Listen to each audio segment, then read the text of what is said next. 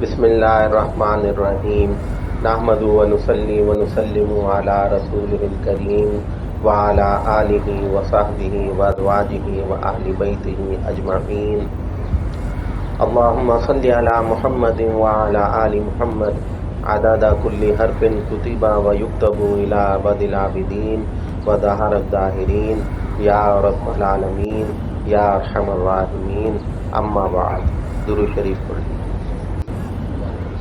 میرے محترم دوستو بزرگوں،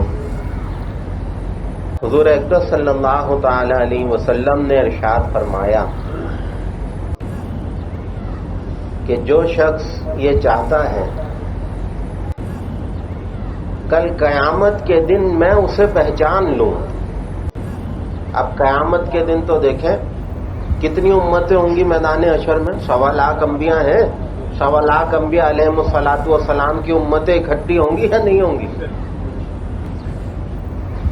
تو اب سوال یہ پیدا ہوتا ہے کہ نبی کریم صلی اللہ تعالی علیہ وسلم اتنی ساری امتوں میں اتنا بڑا مجمع ہے، جمع غفیر ہے، اب اتنے بڑے بے ترتیب اجتماع میں آقا اپنی امت کو، اپنے امتی کو کیسے پہچانیں گے؟ تو حضور اقدس صلی اللہ تعالی علیہ وسلم نے بہت پیاری مثال دے کے یہ بات ارشاد فرمائی۔ آپ نے فرمایا کہ دیکھو ایک جگہ بہت سارے گھوڑے ہوں، ہزاروں کی تعداد میں، اور سب کے سب جو ہے وہ کالے کلر کے ہوں، اور ان ہزاروں گھوڑوں کے بیچ میں ایک گھوڑا ہو وہ سفید ہو، بتاؤ وہ نظر آئے گا یا نہیں آئے گا؟ جی الگ سے پہچان لیں گے نا، واضح نظر آئے گا یا نہیں آئے گا؟ تو یہ سارے کالے، وہ جو ایک کھڑا ہے وہ سفید ہے۔ تو فرمایا بس یہی مثال ہے، میں اپنے امتی کو حشر کے دن ایسے ہی پہچان لوں گا کہ باقی امتوں کے جو جسم ہے وہ ایسے ہی ہوں گے جیسے بے نور، اور میرے امتی کا جو جسم ہے وہ چمک رہا ہوگا۔ تو میں پہچان لوں گا یہ جو نور ہے، یہ نشانی اس بات کی ہے کہ یہ میرا امتی ہے۔ تو سوال یہ پیدا ہوا کہ یا رسول اللہ صلی اللہ تعالی علیہ وسلم، یہ ارشاد فرمائیے یہ نور پھر آئے گا کیسے امتی کے اندر؟ فرمایا جو تم وضو کرتے ہو نماز کے لیے یہ اس کا نور ہے۔ اب آپ نے وضو کیا، منہ بھی دھویا، ہاتھ بھی دھوئے، سر کا مسح بھی کیا، پاؤں بھی دھوئے، تو فرمایا یہ جو اعضائے جسم ہے جہاں وضو کا پانی لگتا ہے، کل حشر کے دن یہ چمک رہے ہوں گے روشن چراغ کی طرح۔ تو آقا یہ نشانی دیکھ کے پہچان لیں گے یہ میرا امتی ہے۔ حضور اقدس صلی اللہ تعالی علیہ وسلم نے ارشاد فرمایا کامل وضو ہونا چاہیے۔ کامل وضو سے مراد کیا ہے؟ دیکھیں وضو میں ہر جسم کے ہر حصے کی دعا ہے، وہ اگر سمجھ آ جائے تو ہمارا وضو بہت قیمتی ہو جائے گا۔ بسم اللہ الرحمن الرحیم پڑھ کے وضو شروع کیا، کیونکہ بسم اللہ نہیں پڑھیں گے تو وضو تو ہو جائے گا لیکن اس کا اجر نہیں ملے گا۔ تو وضو سے پہلے بسم اللہ ضرور پڑھیں اگر اجر چاہیے تو، بغیر بسم اللہ کے اجر کوئی نہیں۔ پھر سب سے پہلے کیا؟ ہاتھ دھوئیں گے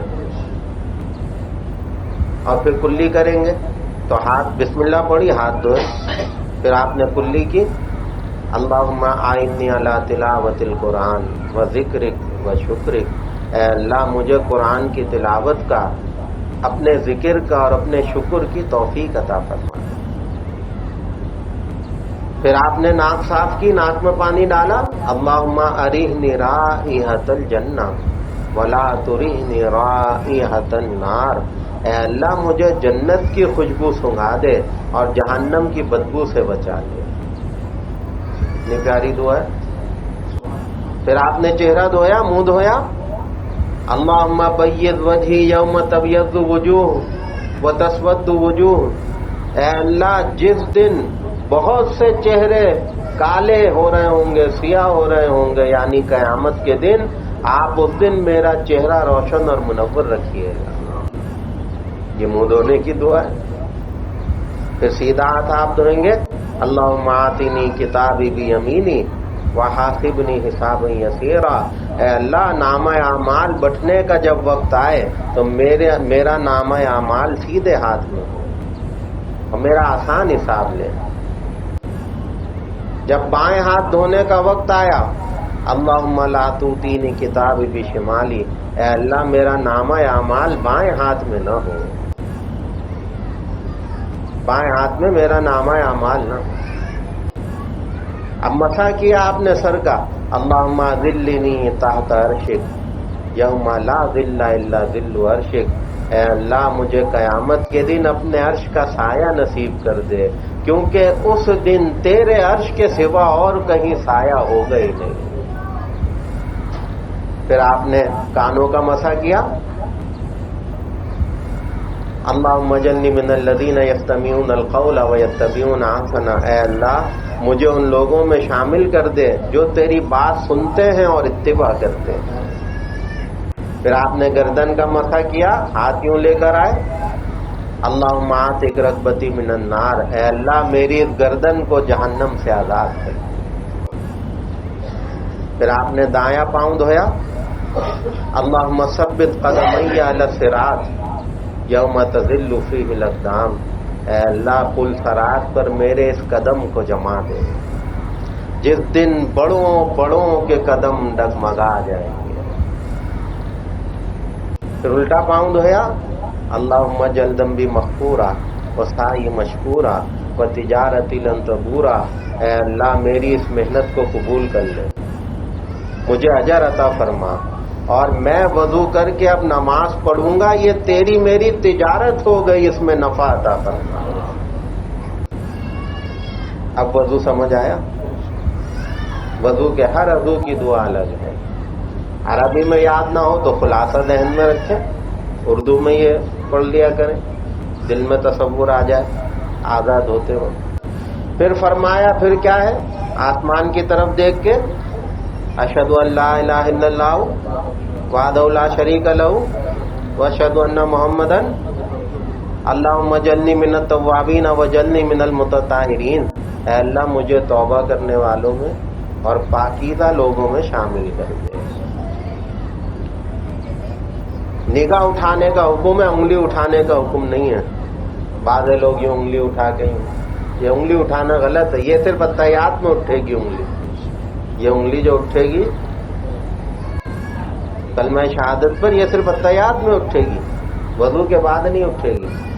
نگاہ اٹھانی ہے آسمان کی طرف۔ نبی کریم صلی اللہ علیہ وسلم نے فرمایا اب یہ کامل وضو ہو گیا اور دعا ہو گئی آسمان کی طرف نگاہ اٹھا کے، فرمایا اللہ تعالیٰ آپ کے لیے جنت کے 8 دروازے کھول دیں۔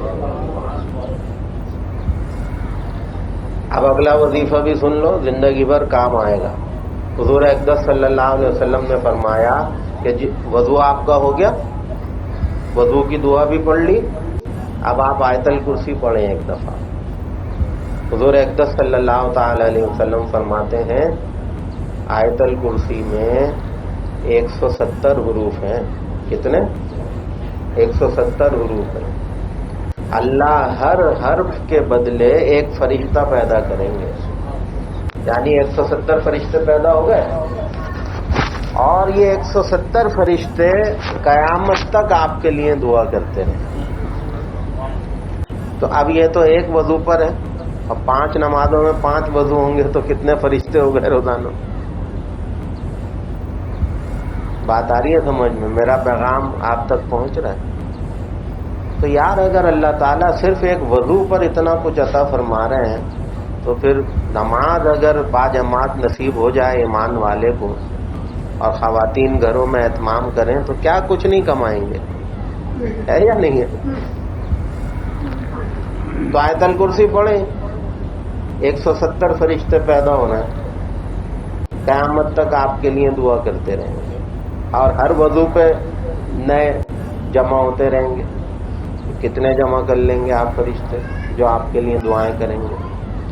پھر فرمایا کہ جسم پر تمہارے جتنے بال ہیں ہر بال کی جگہ اللہ نور عطا کریں گے حشر کے دن، اور جنت میں گھر نہیں، محل نہیں، اپارٹمنٹ نہیں، کالونی نہیں، اللہ جنت میں پورا شہر تمہارے نام کر دیں گے۔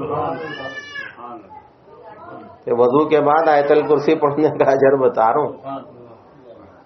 صلاح الدین بھائی تو نام رکھ لیں گے بحریہ ٹاؤن ہے صلاح الدین بھائی، آپ جنت میں جو ملے گا آپ کو شہر، آپ بحریہ ٹاؤن اس کا نام رکھ لیجئے گا۔ تو دیکھو یار اللہ کتنے کریم ہیں، تھوڑے تھوڑے عمل پر محنت ہے تھوڑی تھوڑی، لیکن اللہ تعالیٰ کتنا کچھ عطا فرما رہے۔ تو وضو کی دعائیں سمجھا دی، آسمان کی طرف نگاہ دیکھ کے کلمہ پڑھا، دعا پڑھی، پھر آیت الکرسی پڑھی۔ اب ایک اور وظیفہ سن لو، اب سورۃ القدر پڑھا کرو ایک دفعہ، انا انزلناہ فی لیلۃ القدر، اللہ تعالیٰ تمہارے 40 برس کے گناہ معاف کرے گا، 40 برس کے گناہ معاف کرے گا۔ تو اب یہ تو صرف وضو ہے جو میں نے آپ کو بتایا، ترتیب سمجھائی۔ تو میرے بھائیوں، میرے محترم دوستوں، ذرا تصور کر لینا کہ اگر صرف وضو پر اللہ تعالیٰ اس امت کو اتنا کچھ عطا فرما رہے ہیں اور اتنی نعمتوں کی، نیکیوں کی برسات عطا کر رہے ہیں، تو جو کامل طریقے سے نماز پڑھے گا، اس کا حق ادا کرے گا، اللہ پاک اس کو کیا کچھ عطا فرمائیں گے۔ تو وضو سے رہیں اور وضو کا اہتمام رکھیں، دن میں بھی رات میں بھی، اور جیسے ابھی سمجھایا کہ یہاں تک کہ سونے کی ترتیب بھی بنائیں تو باوضو ہوں اور وضو کر کے سوئیں، اور بچوں کی تربیت بھی اسی نہج سے ہو جائے تاکہ یہ سنت ہمارے بچوں کی رگ و پے میں پیوستہ ہو جائے۔ اللہ تعالی ہمیں اور آپ کو ان تمام باتوں پر اخلاص کے ساتھ عمل کی توفیق عطا فرمائے۔